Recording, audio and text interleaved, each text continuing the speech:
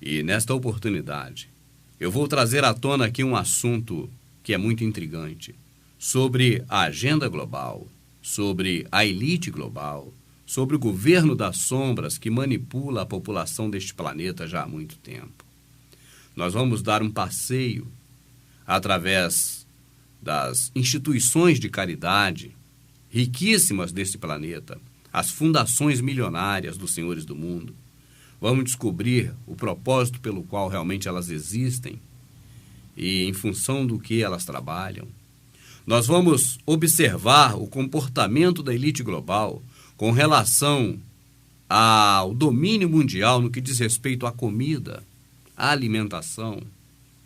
E como espinha dorsal desta investigação que começa aqui agora, nós vamos colocar a questão envolvendo o cofre do fim do mundo, ou a caverna do fim do mundo, ou a arca do fim do mundo. Porque, na verdade, esse projeto recebe muitos nomes. E trata-se de uma construção dentro de uma montanha, ou entendo, uma caverna, localizada em uma ilha remota de difícil acesso por parte do gado da população, e ali como se fosse uma arca de Noé. Na verdade, ali é uma arca, mas não de animais, como está na Bíblia. Uma arca vegetal, onde toda a espécie de vegetais do planeta, em sementes, estão ali armazenadas, estão guardadas, trancadas a 7 chaves, condicionadas dentro de um clima totalmente apropriado para que essas sementes venham a durar um certo tempo necessário para que esta elite global se utilize de alguma forma dessas sementes no futuro. Este assunto do cofre do fim do mundo, ou da caverna do fim do mundo, você já conhece, é claro, mas não com a amplitude que você vai conhecer agora. E na investigação sobre o fundamento, a razão, o motivo da existência da caverna do fim do mundo, você vai conhecer, paralelamente, inúmeras informações que você jamais imaginava existir. Está preparado? Então vamos juntos.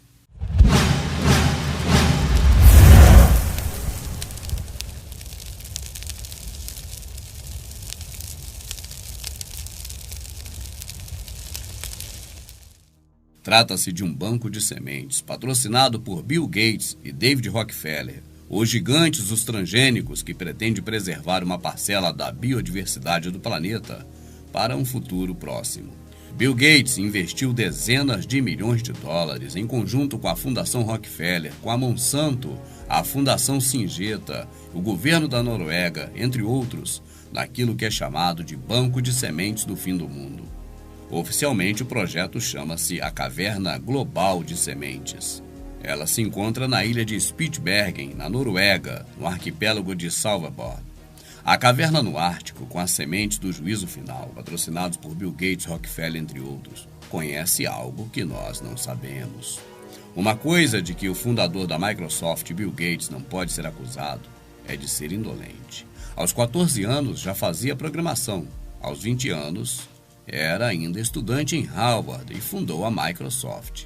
Em 1995, figurava na listagem da Forbes como o homem mais rico do mundo por ser o maior acionista da Microsoft, uma empresa que, debaixo da sua direção rígida, se constituiu num verdadeiro monopólio dos sistemas de software para computadores pessoais.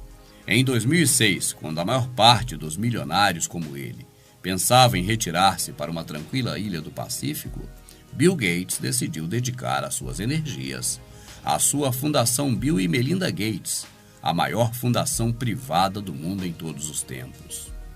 Ocorreu uma doação de 34,6 bilhões de dólares e a imposição legal de gastar 1,5 bilhão de dólares por ano em projetos filantrópicos a nível mundial, a fim de economizar muito dinheiro, estando Bill Gates isento de pagar impostos. Em 2006, a oferta do seu amigo e sócio, mega investidor Warren Buffett, de ações da Buffett Berkshire Hathaway no valor de uns 30 bilhões de dólares, colocou a fundação de Gates em posição de poder gastar agora quase o mesmo valor de todo o orçamento anual da Organização Mundial de Saúde das Nações Unidas. Por isso, quando Bill Gates decide utilizar a Fundação Gates para investir num projeto a cerca de 30 bilhões de dólares do seu dinheiro, vale a pena analisar que projeto é esse. E um dos projetos mais interessantes, custeados por esta fortuna de Bill Gates que ele economiza em impostos, é, sem dúvida, o projeto do cofre do fim do mundo. Bill Gates está investindo bilhões num banco de sementes no Bar Barents, perto do Oceano Ártico, a cerca de 1.100 quilômetros do Polo Norte.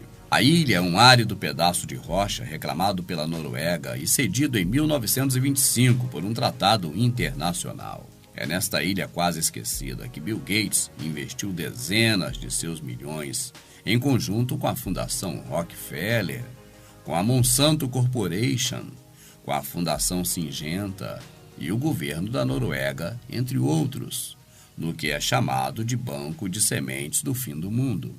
Eu preciso interromper neste ponto para explicar um pouco sobre o que é uma fundação.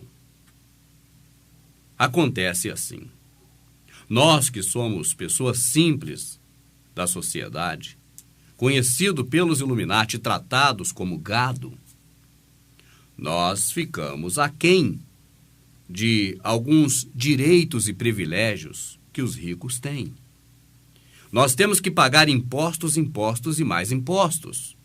E são cobrados muitos e muitos e muitos impostos do gado, a fim de que estes impostos supram uma deficiência de impostos que não serão pagos pelos ricos. O que eu estou dizendo é que, quanto mais pobre neste sistema Illuminati, paga-se mais impostos. E quanto mais rico, paga-se menos impostos. E por quê? Porque existem janelas. As janelas são criadas no alto. O pobre, como uma criança engatinhando, não consegue alcançar a janela para transpor a parede do pagamento de tanto impostos. Mas quem é rico, e quanto mais rico, mais fácil é transpor esta janela. Então, uma das janelas criadas para que o rico não pague imposto são as fundações. O que é uma fundação? Você já ouviu falar na Fundação Xuxa Meneghel. Você já ouviu falar na Fundação Roberto Marinho. E em fundações que talvez você nunca tenha ouvido falar, são as mais importantes do planeta, as mais milionárias. Fundação Bill e Melinda Gates, Fundação Ford, Fundação Rothschild, Fundação Rockefeller e outras pouco mencionadas. Mas o Rubens, a fundação é uma janela? É uma janela para transpor a parede dos impostos. Por quê? Porque o mundo é regido pelas leis. Então, tudo que é lei que existe, elas são formas legais, autorizadas pelo governo, para que as pessoas se utilizem delas. Assim, o que ocorre? Eu trabalho, eu tenho obrigação de pagar os impostos ao governo. Imposto significa algo que é imposto, que é obrigatório. O imposto é uma imposição. Nós somos obrigados a pagar. Ele é imposto. Então, quando a pessoa vai ficando mais endinheirada, ela vai alcançando essas janelas, essa possibilidade de transpor a parede do imposto e não pagar esse imposto. Voltando à questão envolvendo as fundações, uma empresa milionária, e aí eu vou destacar uma para você ter como exemplo das outras, a Microsoft é a empresa que fabrica o Windows e vários tipos de plataformas e programas de internet e de computador. Esta empresa é multitrilionária. O valor que a empresa do Bill Gates, a Microsoft, deveria pagar de impostos ao governo todo mês e que seria revertido em saúde, transporte, educação, enfim, em tudo aquilo que o governo se diz que é direito do povo, tá certo? essa soma milionária mensal que iria para o governo trabalhar, para o cofre público, que usasse esse dinheiro em função do povo, porque é assim que está escrito. O governo administra o dinheiro que é da população, através dos impostos. É assim que rege a Carta Magna dos países neste planeta. Então, a soma de dinheiro, por exemplo, da Microsoft, que iria em impostos para o governo administrar em favor de cuidar bem das pessoas, esse dinheiro, pela lei que eles criaram, pode ser diluído através da fundação. E agora cada um tem a sua, porque esse dinheiro pode ser aplicado em qualquer fundação. Esta é a lei. Imagine o Bill Gates aplicar o dinheiro dos impostos que ele tem que pagar ao Estado, ao governo. Imagine ele aplicar esse dinheiro na sua fundação. Na fundação do seu primo, da sua rua, da sua associação de moradores. Ele não vai fazer isso. Porque a ideia não é, na verdade, de ajudar ninguém. Não é ajuda filantrópica. É apenas diluir um dinheiro que seria gasto entregando para o governo, para que o governo distribuísse para a população através de obras, através de benefícios, é agora canalizar esse dinheiro pela fundação. Porque esse dinheiro será administrado não pelo governo, mas pelo próprio contribuinte Bill Gates. Então, eu dou o exemplo do Bill Gates para que você entenda, mas todo rico geralmente cria uma fundação para não pagar impostos. Assim, quem paga imposto é pobre, rico não paga imposto.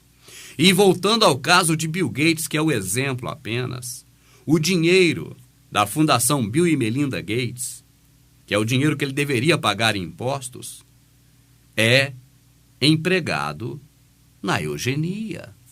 Bill Gates é um dos maiores defensores da eugenia de todos os tempos. Ele é ativista, ele trabalha nesta causa. E se você não sabe o que é eugenia, pelo menos você sabe o que é geneticista, porque os geneticistas são eugenistas, com o nome agora modificado para ficar bonitinho. É como ostentação, uma palavra bonita para algo feio. É como glutonaria, uma palavra menos feia do que ganância de fome, desganado por comida. São essas coisas. Então, tem palavras bonitinhas para maquiar coisas feias. E, pasme, os homens mais bondosos do mundo, ganhadores de prêmios, são os que praticam filantropia, ajuda aos necessitados. Mas tudo isso através das suas próprias, cada um de sua própria fundação. E você vai continuar vendo este vídeo e vai ver que fundações milionárias, como a de Bill Gates, se une a fundações milionárias como a da Ford. Imagine todo carro vendido no planeta da Ford desde que ela foi iniciada, desde que ela foi inaugurada, a Ford que fabrica automóveis. Mas é só ela? A Volkswagen, são todas. Mas a Fundação Ford é a que mais investe em eugenia. Imagine todas essas fundações milionárias, se tivesse pagando impostos desde que elas foram criadas, o mundo teria resolvido certamente o problema da fome, porque essas empresas estão no mundo todo. Elas não estão só nos Estados Unidos. Então elas pagariam impostos para o mundo todo, inclusive para o Brasil. Mas não pagam por conta de suas fundações. Você já está entendendo, né? Agora, você vai ver daqui em diante essas fundações unidas no propósito de cuidar da sua alimentação, porque elas gostam muito de você e dos seus filhos. Em 2006, quando a maior parte dos milionários como ele pensava em retirar-se para uma tranquila ilha do Pacífico, Bill Gates decidiu dedicar as suas energias à sua Fundação Bill e Melinda Gates, a maior fundação privada do mundo em todos os tempos. Ocorreu uma doação de 34,6 bilhões de dólares e a imposição legal de gastar 1,5 bilhão de dólares por ano em projetos filantrópicos a nível mundial, a fim de economizar muito dinheiro, estando Bill Gates isento de pagar impostos. Em 2006, a oferta do seu amigo e sócio, o mega investidor Warren Buffett, de ações da Buffett e Berkshire Hathaway no valor de uns 30 bilhões de dólares, colocou a fundação de Gates em posição de poder gastar agora quase o mesmo valor de todo o orçamento anual da Organização Mundial de Saúde das Nações Unidas. Por isso, quando Bill Gates decide utilizar a Fundação Gates para investir num projeto a cerca de 30 bilhões de dólares do seu dinheiro, vale a pena analisar que projeto é esse. E um dos projetos mais interessantes, custeados por esta fortuna de Bill Gates que ele economiza em impostos, é, sem dúvida, o projeto do cofre do fim do mundo. Bill Gates está investindo bilhões num banco de sementes no Barbarentos, perto do Oceano Ártico, a cerca de 1.100 quilômetros do Polo Norte. A ilha é um árido pedaço de rocha reclamado pela Noruega e cedido em 1925 por um tratado internacional. É nesta ilha quase esquecida que Bill Gates investiu dezenas de seus milhões em conjunto com a Fundação Rockefeller, com a Monsanto Corporation, com a Fundação Syngenta e o governo da Noruega, entre outros, no que é chamado de Banco de Sementes do Fim do Mundo. Oficialmente, o projeto chama-se Caverna Global de Sementes. O banco de sementes foi construído no interior de uma montanha. Este banco tem portas duplas, à prova de explosão, com sensores de movimento, 2 câmeras pressurizadas e paredes de betão reforçado em aço com 1 metro de espessura. Ele contém mais de 3 milhões de variedades diferentes de sementes de todo o mundo, para que possa preservar a variedade de espécies para o futuro. As sementes são embaladas de forma especial para proteção contra a umidade. Não há ninguém trabalhando neste local o tempo inteiro, mas a relativa inacessibilidade da caverna facilita a fiscalização de qualquer possível atividade humana. O comunicado amplamente divulgado pela imprensa afirma que o motivo é conservar a variedade das espécies para o futuro. A pergunta é, que futuro é esse que os patrocinadores do banco de semente conhecem e que poderá vir a ameaçar a disponibilidade global das sementes atuais, quando a maior parte delas já está bem protegida em bancos de sementes existentes em todo o mundo? Sempre que Bill Gates, Fundação Rockefeller, Monsanto e Syngenta se juntam num projeto comum, vale a pena escavar um pouco mais por detrás das rochas. E se o fizermos, vamos encontrar coisas fascinantes. O primeiro ponto digno de nota é saber quem é que patrocina a Caverna de Sementes do Fim do Mundo.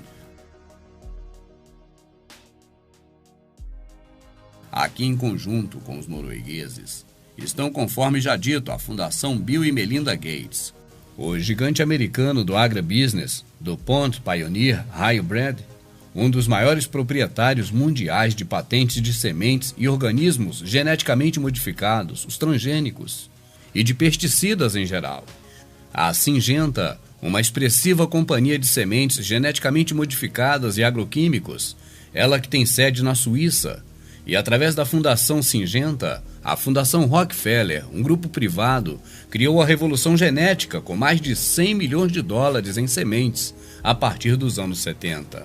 E também o CGIAR, a rede global criada pela Fundação Rockefeller para promover o seu ideal de pureza genética através da alteração da agricultura. A Fundação Rockefeller, o Conselho para Desenvolvimento da Agricultura de John D. Rockefeller III e a Fundação Ford juntaram esforços em 1960 para criar o Instituto Internacional de Investigação do Arroz, IIIR, em Los Baños, nas Filipinas. Em 1971, o IIIR da Fundação Rockefeller, em conjunto com seu Centro Internacional de Melhoramento do Milho e do Trigo, com sede no México, criados pela Fundação Rockefeller, pela Ford, aliaram-se para formar um único grupo consultivo para a investigação agrícola internacional. Criaram o Consultive Group on International Agriculture Research, da sigla CGIAR. O CGIAR foi delineado numa série de conferências privadas realizadas no Centro de Conferência da Fundação Rockefeller, em Bellagio, na Itália. Os participantes-chave nas conversações de Bellagio foram George Hare, da Fundação Rockefeller, Forrest Hill, da Fundação Ford, Robert McNamara, do Banco Mundial, e Maurice Strong, organizador ambiental internacional da família Rockefeller, que, enquanto administrador do Fundo Rockefeller, organizou a Reunião da Terra das Nações Unidas em Estocolmo, em 1972. Para falar sobre agricultura na atualidade, eu vou ter que chamar você para Louisiana, para New Orleans, nos anos 30, e te mostrar um pouco do que foi o show business, de como ele iniciou, de como começou, para que você entenda o processo de agricultura hoje em dia. É claro que você já ouviu falar da Broadway. Você já ouviu falar do show business? E o que exatamente é isso? Nos anos 20 para os anos 30, a expressão musical americana, ela era vista e elogiada e enriquecida pelos negros, porque os negros sempre foram bem dotados de uma qualidade de voz excelente e afinada. Então surgiram diversos cantores negros. E esses cantores faziam eventos e shows e apresentações nos barzinhos em Louisiana, em New Orleans, nas regiões em que o afro-americano mais se concentrou naquela época. E não era algo sobre a regência do maestro capitalismo. Era apenas arte, era pura arte. E claro que os artistas sobreviviam desta arte.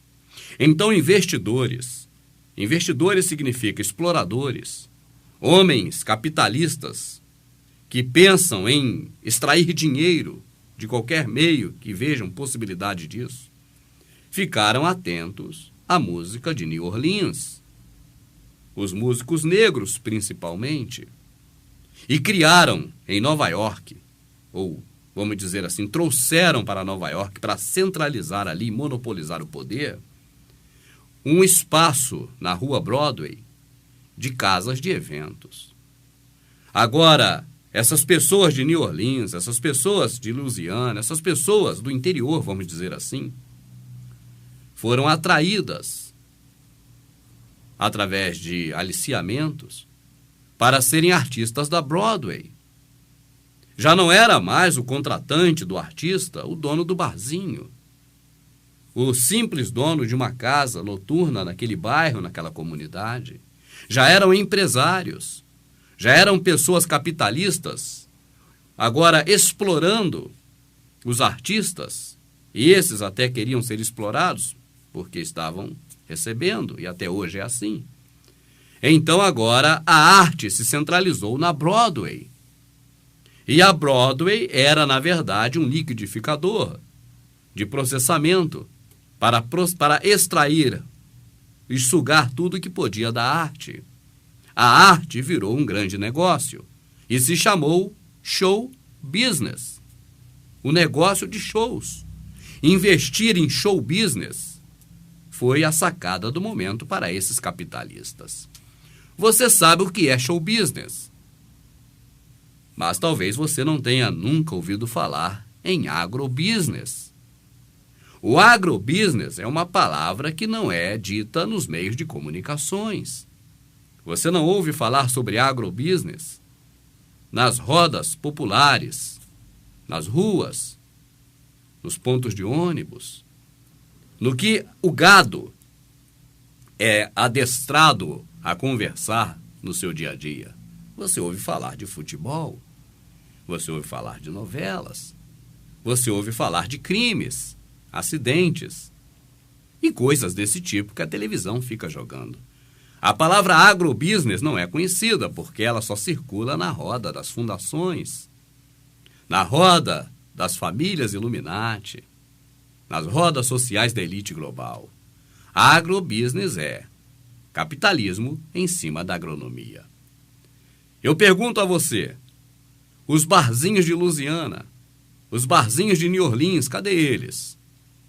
depois dos anos 40, foram todos sucumbidos pela Broadway. E onde estão hoje os agricultores? Já há muito tempo foram forçados a deixar o campo para ir para a cidade. Quando você ouvia aquela borbúdia de pessoas falando, olha, eu vou para a cidade porque no sertão tá ruim. Olha, não dá mais para ficar na roça, eu preciso ir para a cidade. Eu pergunto a você, você achava até agora que aquilo foi algo natural? Que aquilo foi algo assim, vamos dizer, que aconteceu por acaso? Depois de ver esse documentário que você já está assistindo, a sua ideia vai mudar radicalmente.